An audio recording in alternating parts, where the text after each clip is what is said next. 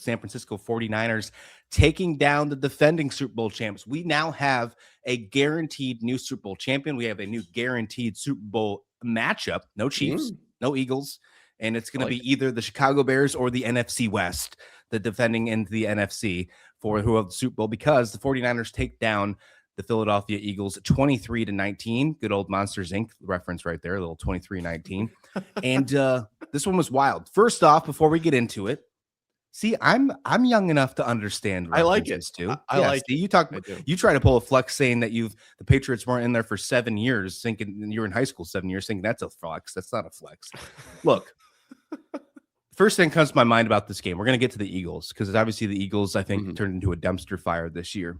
But George Kittle hurt again. Yeah. This team seems so inevitable with injuries, so many injuries. They find a way to win regardless. That's why I feel like this might be the year of destiny for the San Francisco 49ers.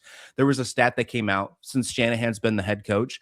They are undefeated in wild card and divisional round games. I think it was 9-0 is the record. They haven't lost every time any of those games. Every time Shanahan takes them, they're going to the conference championship, right? At least, right. They've at least gone in the NFC championship game since they've made the playoffs under Shanahan. That's absolutely insane. Bad for the Seahawks. Bad for the Seahawks next week if the trend continues. But the biggest thing here, injury, is, again, George Kittle tore his Achilles. He's done for the year. So many injuries on this team. Can they overcome this one? Well, they did this game against the Eagles. Can they continue to do that in the rest of the NFL playoffs? Yeah, it does feel, and this is like a terrible thing to say, but it feels like it's not the NFL playoffs if the 49ers player isn't going down for a season ender. I mean, it just, that's true. It is though. Like and I hate every year for a decade now. Exactly. And you don't know who it's going to be, but it's going to be somebody that has a major production on this team, like Fred Warner, George Kittle. Like, these are not names you've never heard of. These are household names, and they're major parts of the team. And yeah, we'll see how the 49ers move throughout the rest of the playoffs. Jeez, my camera's tweaking on me. We'll see how the 49ers do the rest of the playoffs without Kittle and how they kind of scheme this offense. But in hand in hand with that, what you were talking about, like no Kittle, look at what Purdy did with no Kittle. Look what Purdy did with, kind of a ragtag offense. We have this conversation every single year. Like, what do the 49ers have? They've got injuries across the board. Purdy still goes 18-31, 262 yards, 2 touchdowns, did have 2 sacks, and was sacked once. Also, Juwan Jennings threw for 29 yards, so that was pretty sweet as well. But Brock Purdy found a way to get it done. Like, obviously made the plays that he had to, was kind of the way that I looked at this. And so my question is, what are the people going to say now? Like, there's nobody left for him to throw to, and he's still getting, the 23-19 victory over the Eagles in the wild card round. That's it all comes down to winning the games, doesn't it? Yeah. And again, I still think that if Purdy was not injured at the beginning of the season, remember, he was injured too. He was probably in the MVP race. He's probably right there with Stafford. He's probably right there with May. The way that he's played this season and doing it with, backups, complete backups. And for the most respectful way, there are players on that defensive side that are no names. And Saleh is doing a great job. And we've never said bad things about Saleh on the defensive side. It's just always been, can he do on the offense for coaching? Overall, this Niners team, no Fred Warner, no Nick Bosa, now no George Kittle, no Michael Williams, no Ricky Pearsall, no Brandon Ayuk. That thing's been crazy. He's too busy speeding down by the stadium. You got 5th and 6th string linebackers in there. There's a bunch of other adversity happening with this roster, and they're still winning football games. It is just absolutely incredible how they keep finding a way. It really does feel a little bit like the team of destiny. And as much as I just said, like, it doesn't feel like the NFL playoffs until a 49er player goes down with a season ender. It also doesn't feel like the NFL playoffs until the 49ers just find a way. You talk about them being undefeated outside of basically conference championship weekend. Like, Christian McCaffrey is going to cause a ruckus. Brock Purdy is going to make some throws.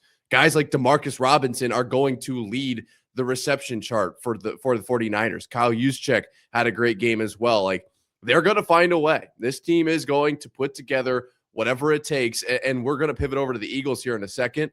But this isn't an Eagles team to scoff at, I mean, like, this was the game we talked about. Whoever won this game was probably going to be in the NFC Championship game, was probably going to be the representative for the NFC. There's going to be some tough competition along the way, but this Eagles team was a very good Eagles team. And they still, I mean, That's what I'm talking about. This 49ers team just does feel a little bit like that team of destiny. I agree with you.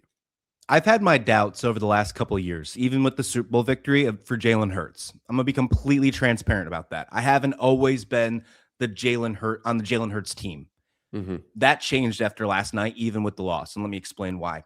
He Oh. threw so many fantastic footballs to AJ Brown, to Devontae Smith, and they just dropped them.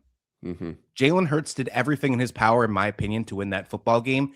He has superstar wide receivers on his team, and they did not get the job done. My opinion towards Jalen Hurts is no longer in the category of I don't think he can get it done.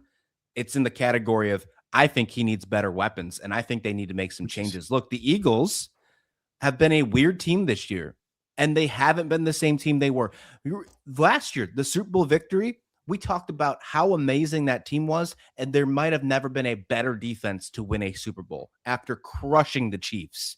Then they have a weird season. The offense could never get right. There seemed to be some weird communications going back and forth. And then we see it happen yet again in the playoffs. There's been drops by A.J. Brown, multiple drops by A.J. Brown in this game. He had 3 receptions on 7 targets. There was a couple drops from Devontae Smith in this game where they had to go on the final play of the game. Instead of to one of their superstar receivers, they went to Dallas Goedert. And it didn't work either. But still, then there was some issues on the sideline between Nick Sirianni and A.J. Brown. We'll get to that in just a second. But overall, this Eagles team was not the same team as we saw from last year's Super Bowl win.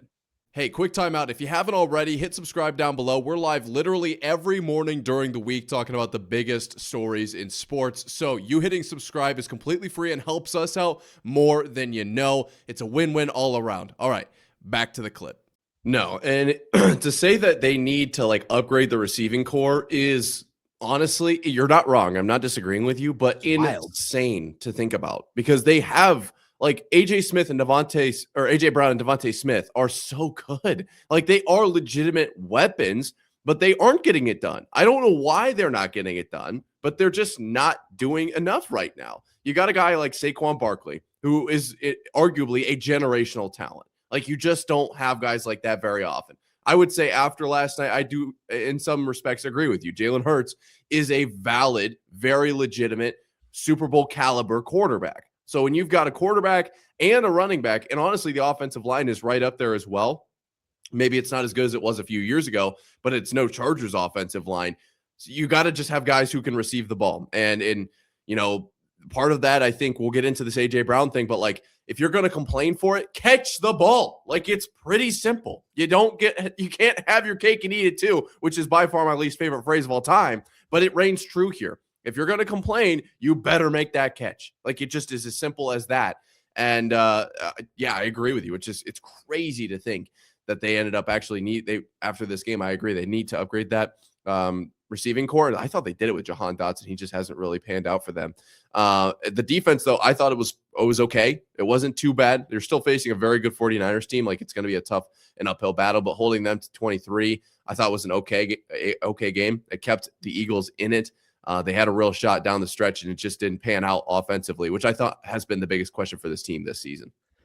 A.J. Brown likes to read books on the sideline. We saw that all happen last offseason. He should get a book that says how to not drop passes and maybe not pay attention to social media during the season about all of your complaints in the locker room and focus more on winning the football game. That's what I'm going to go for on this one. Okay. There was a gripe. There was an issue, complaint between Sirianni and A.J. Brown. They were talking back. I'm not surprised that happened. Apparently, Big Dom had to split them up. Still weird that you have a guy named Big Dom on your NFL sidelines. And it either be this. You need to have a Big Dom on one side, on no sidelines or every sideline.